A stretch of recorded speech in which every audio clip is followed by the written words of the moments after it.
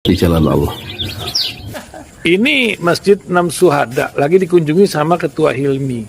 Modal awalnya berapa Pak Yudi Pramuko? 750.000 rupiah aja. Jadi ini 500 jutaan nih barang. Sekarang udah habis 310. Masya Allah, tuh udah pakai keramik, laponnya tinggal. Granit tuh kayak marmer. Tuh, Masya Allah nih, sampai juga kita ke sini.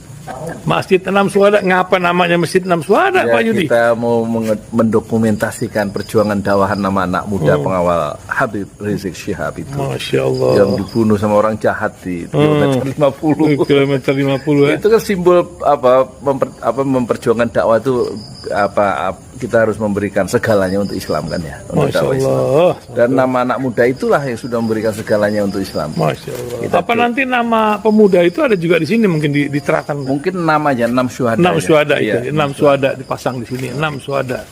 Beb Ali, apa yang dikomentarin dari ini semua, Beb Ali? Masya Allah, luar biasa. Dari uang 700.000, kalau pengen ternyata bisa. Bisa. Allah kirim. Tuh, bisa. Ya, dengan Masya. dengan masuk satu gang kecil, tapi Bapak ini luar biasa. Kecil tuh. Oh, Masya Allah ya. Satu call aja. Masya Allah. Perjuangan Pak Yudi Pramuko, YouTuber sejagat paling tua. Tertua di semesta. Tertua di semesta. Masya Allah. Tukang donat. Tukang donat. Tukang donat dari Paru. Ini saya laporkan dari lapangan ini, langsung dari Masjid Enam Syuhada. Masya Allah. Dan ini dia. Dalam lihat ah. Tuh lihat tuh masjidnya, tuh imamnya di situ tuh. Malam-malam lagi kita. Masya Allah. Masih kurang nih. Atapnya katanya transfer aja dulu. Assalamualaikum warahmatullahi wabarakatuh. Selamat menyaksikan Tukang Donat Keliling Dunia episode Jakarta. Alhamdulillah, wassalatu wassalamu ala rasulillah. Saya ada di titik kota Jakarta, di Bundaran HI. Saya ada di ketinggian. Dan kita akan bicara tentang ngabalin yang menyentil Rocky Gerung. Itu di kita mendekati di dalam suasana perayaan Indonesia Merdeka ke-78. Hari kini Rocky Gerung disentil sama Ngabalin. Itu orang kata Ngabalin harus dimasukin penjara. Orang manusia nggak berakhlak. Kata siapa? Kata Ngabalin. Lah Ngabalin juga kadang-kadang nggak berakhlak. Dia bilang tokoh Muhammadiyah dulu ngomongnya apa? Otaknya sungsang. Lah itu kan omongannya nggak jelas tuh. Siapa? Yang Ngabalin itu yang pakai udeng-udeng itu loh.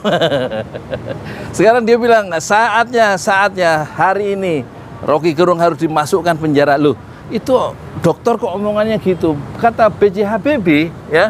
Kata B.J. Habibie, penjara itu tempat orang jahat. Tempat orang yang berbuat kriminal. Penjara itu bukan tempat orang yang berbeda pendapat. Jadi lihat konteksnya kenapa Rocky Gerung itu bilang bajingan yang tolol. Itu konteksnya karena Jokowi itu meminta dukungan dari Tiongkok, Xi Jinping untuk IKN kan gitu.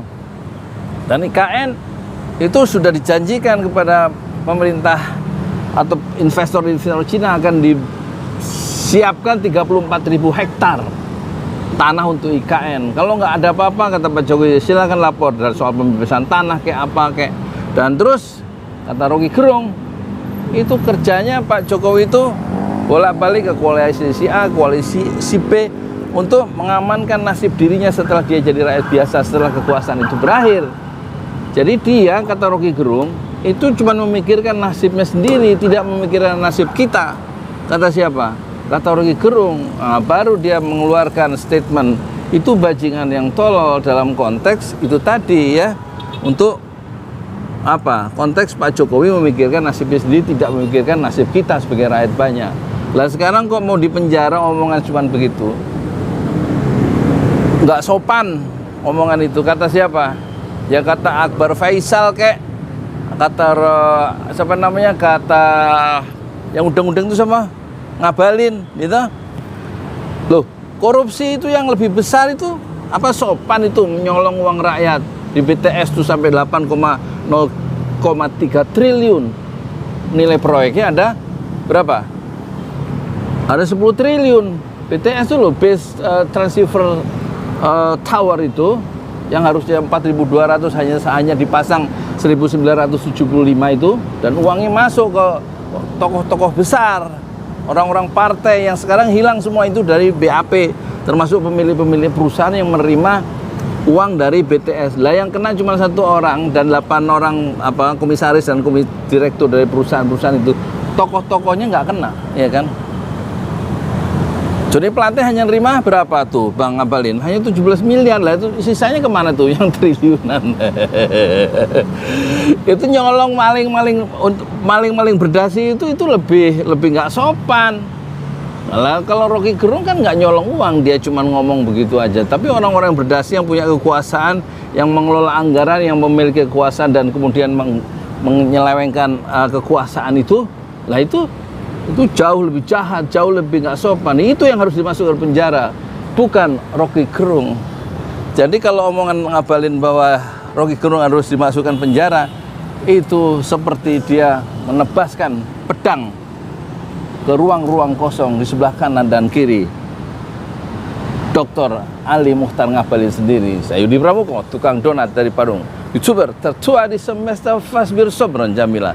Bersabarlah dengan kesabaran yang indah. Assalamualaikum warahmatullahi wabarakatuh.